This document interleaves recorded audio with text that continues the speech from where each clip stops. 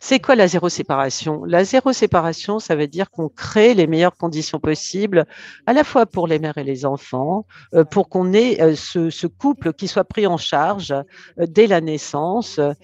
Ça s'inscrit dans le cadre de soins centrés sur la famille, qui respectent complètement les soins à la mère, avec plusieurs dimensions, la proximité, à la fois physique et émotionnelle, et l'intégration des soins à la mère et l'enfant, ce qui veut dire que on répond aux besoins de cette dyade à tout moment.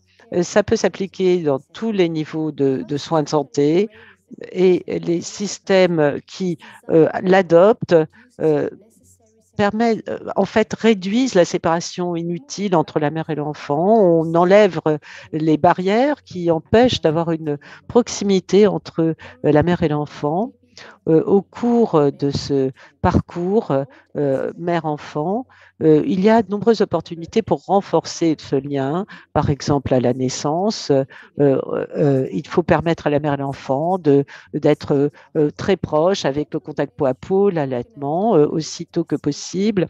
On doit organiser les maternités pour que ça permette aux mères d'avoir de l'espace et de pouvoir passer du temps avec le nouveau-né, elle et la famille d'ailleurs.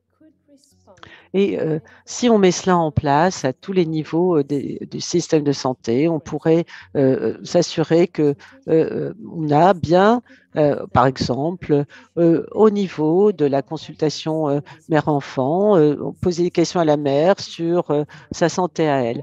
Cette zéro séparation, c'est un appel à tous les professionnels de santé pour la mettre en œuvre dans les soins qu'ils prodiguent aux mères et aux enfants, et ça peut être mis en œuvre dans le contexte MSF. Pourquoi est-ce que justement MSF doit le favoriser? Au cours des débuts du XXe siècle, lorsque les pratiques, lorsque l'accouchement s'est de plus en plus déroulé à l'hôpital, il y a eu cette séparation dans la plupart des pays à ressources élevées, moyennes, avec une organisation qui était celle qui facilitait le travail des médecins et des infirmiers, par exemple, avec un travail en silo, sans trop avoir la famille qui viendrait entraver, et même dans les contextes humanitaires. Cette approche qui sépare sous-estime la valeur de ce lien mère-enfant, et aujourd'hui, nous remettons en cause cette pratique. Quels sont les bénéfices de zéro séparation? Eh bien, ça réduit la mortalité et la morbidité.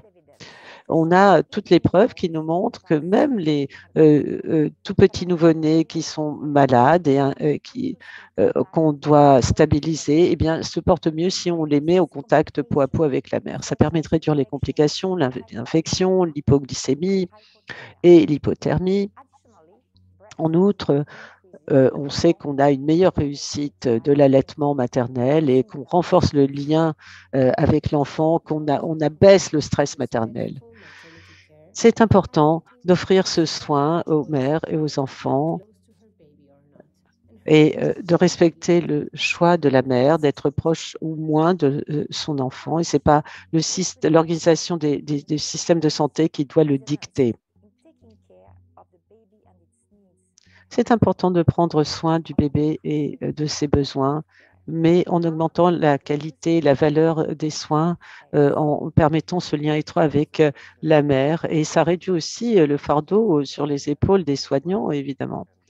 Oui, c'est bien pour les mères et les enfants. Dans notre projet, on a commencé à réfléchir aux barrières qui entravaient ce lien et qui nous empêchaient d'avoir zéro séparation dans notre contexte. Comment est-ce qu'on peut surmonter ces barrières au niveau de tout le personnel soignant, mais aussi au niveau de ceux qui sont dans la logistique et aussi les familles, les communautés, la communauté, pour commencer à diffuser ce message et commencer à changer les choses. Le contact avec, vous pouvez contacter le référent santé reproductive pour avoir plus d'informations.